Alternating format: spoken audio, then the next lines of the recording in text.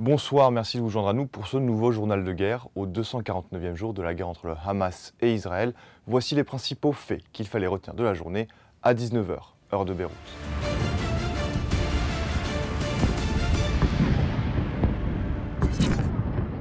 Commençons par la situation à la frontière libano-israélienne. Les échanges de tirs se sont poursuivis mardi entre le Hezbollah et l'armée israélienne. Plus tôt dans la journée, une attaque de drones israéliens sur Naoura a causé la mort d'un civil prénommé Saleh Mardi.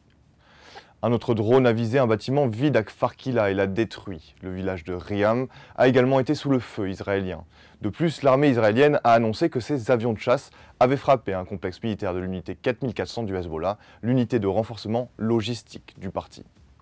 La nuit dernière, 3 membres du Hezbollah ont été tués alors que 9 missiles israéliens ont frappé un convoi de camions-citernes et un bâtiment dans la localité de Hosh al-Saïd Ali, dans le district de Hermel.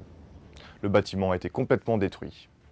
Selon l'Observatoire syrien des droits de l'homme, des frappes aériennes israéliennes ont ciblé un convoi de camions près de la région de Koussaïr, à la frontière entre la Syrie et le Liban, contrôlée par le Hezbollah des deux côtés.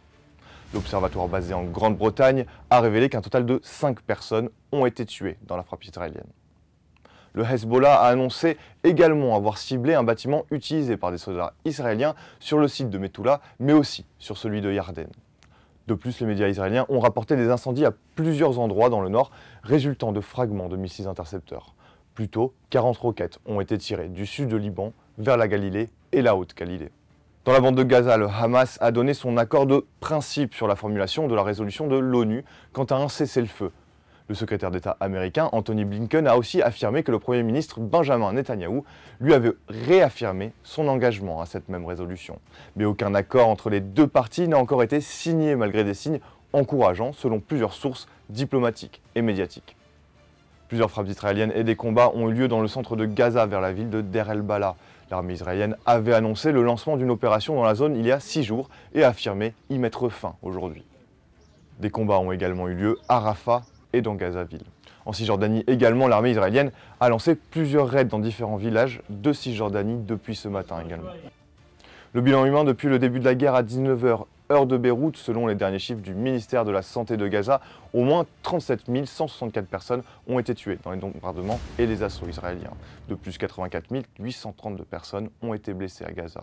Du côté israélien, environ 1200 décès ont été officiellement enregistrés par l'État hébreu depuis le début de novembre 2023, un chiffre qui n'a toujours pas changé selon les données officielles, malgré les annonces ultérieures de soldats tués dans les combats.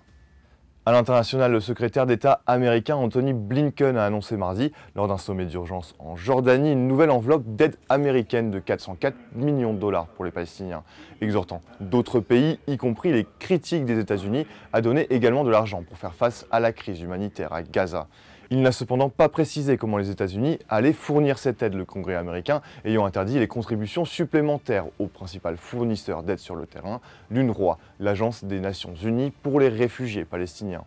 Lors du sommet, la Jordanie et l'Égypte ont appelé à des pourparlers urgents alors que les acteurs humanitaires sur place ont estimé que la situation était pire que jamais à Gaza, avec pratiquement l'ensemble de la population gazaouite qui dépend de livraisons d'aide sporadiques.